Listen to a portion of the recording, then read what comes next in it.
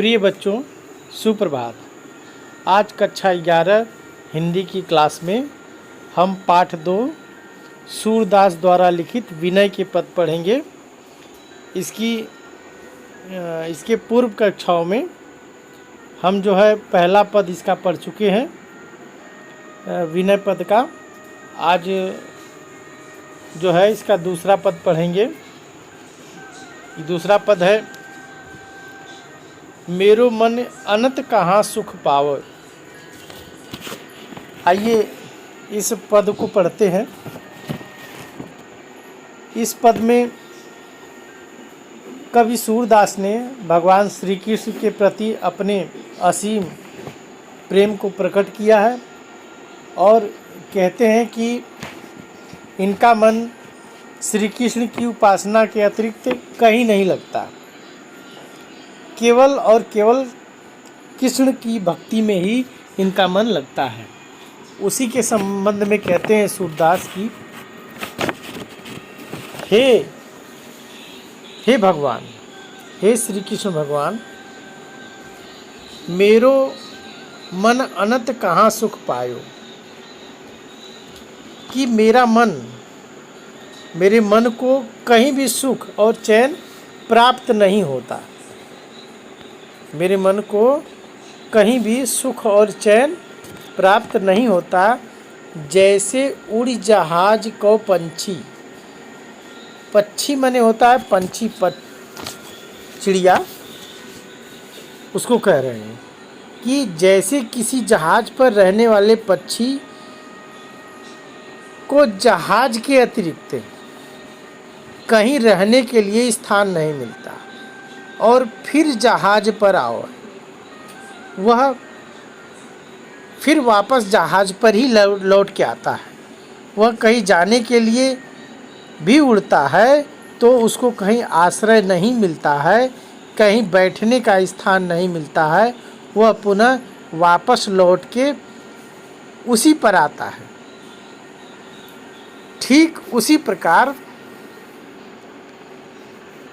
इसी तरह मुझे भी आपके अतिरिक्त और कहीं आश्रय नहीं मिलता और यही कारण है कि मेरा मन कहीं और नहीं लगता है।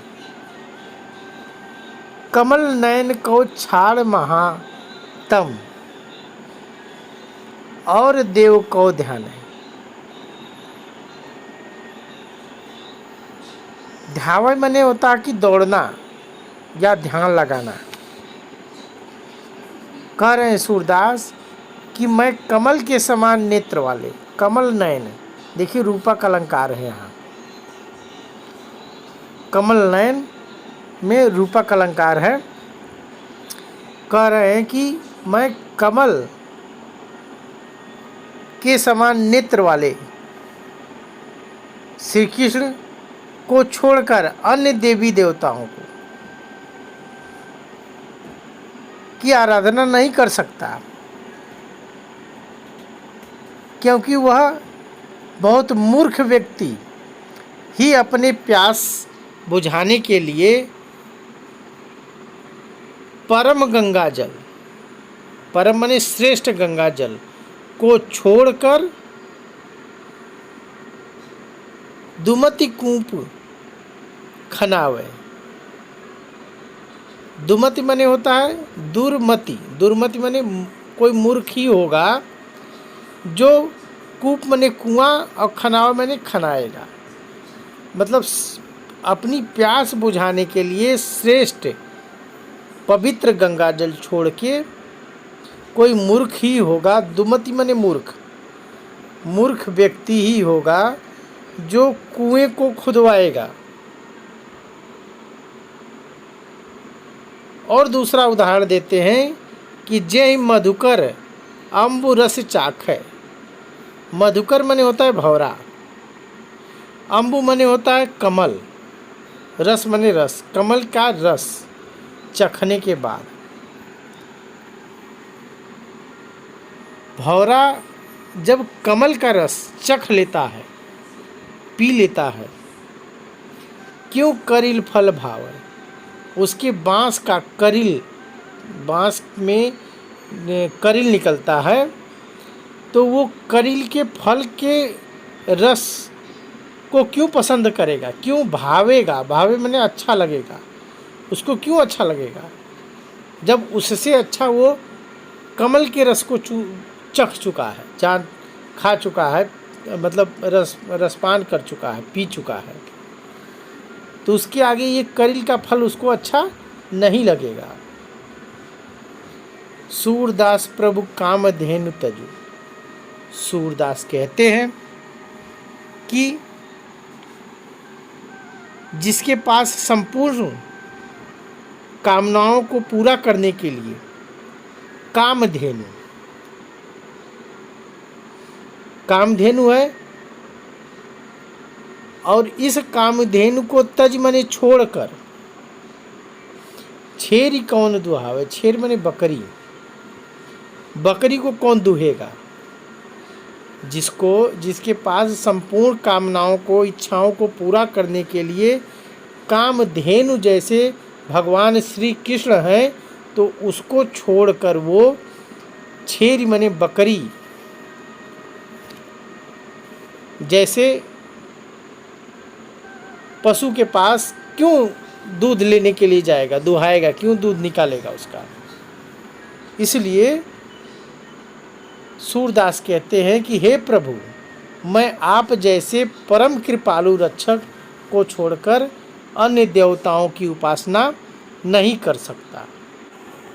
इस कक्षा में हमने यह भी बताने का आपको प्रयास किया है कि आप बोर्ड परीक्षा में या एग्ज़ाम में कैसे लिखेंगे और उसके लिखने का तरीका क्या होगा। तो आइए इसको थोड़ा समझते हैं। संदर्भ आप लिखेंगे प्रस्तुत पद्यांश। हमारी पठित पाठ्य पुस्तक हिंदी के विनय नामक पाठ से लिया गया है, जिसके रचयिता महाकवि सूरदास जी हैं। पद्य है, ध्यान दीजिएगा, गद्य नहीं है, और यहाँ लेखक नहीं होगा, रचयिता होगा। दो चीज़ों का ध्यान।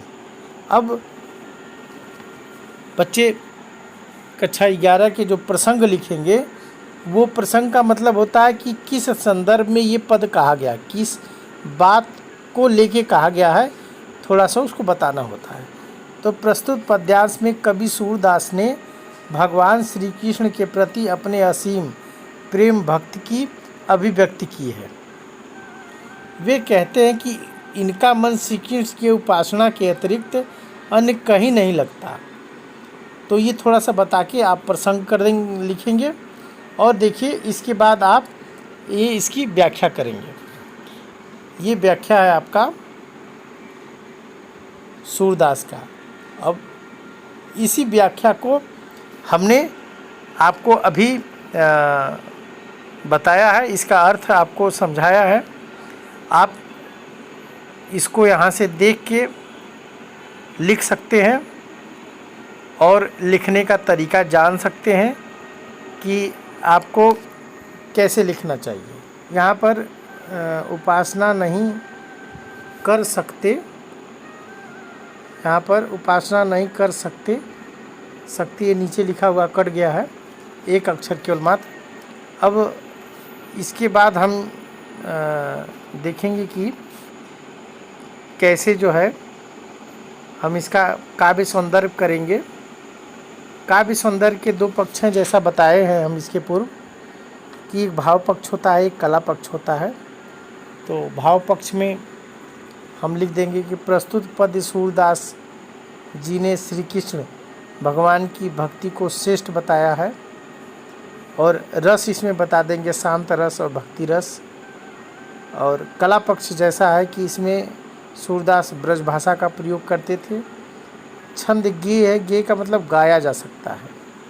शैली मुक्तक है, हर एक पद का अपना अपना स्वतंत्र अर्थ है, इसी को मुक्तक शैली कहते हैं। अलंकार उपमा भी है, दृष्टांत है, और काकवक्रोक्ति है। उपमा अलंकार एक तरह से समानता दिखाई जा रही है, और दृष्टांत श्री कृष्ण भगवान का जो है किसी चीज़ से बार बार उदाहरण दिया जा रहा है।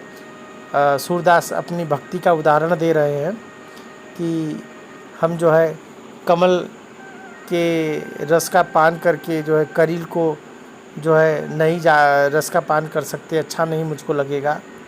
तो इस प्रकार के कई उदाहरण वो दे रहे हैं और बातों में वक्रता है, टेढ़ापन है, प्रश्न है, इसलिए काक वक्रोक्ति भी है।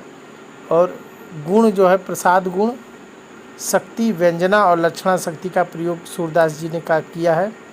तो इस प्रकार आप काव्य सौंदर्य लिख सकते हैं। आशा है कि इसका अर्थ और लिखने का तरीका आपको समझ में आया होगा। आज की कक्षा में बस इतना ही। धन्यवाद।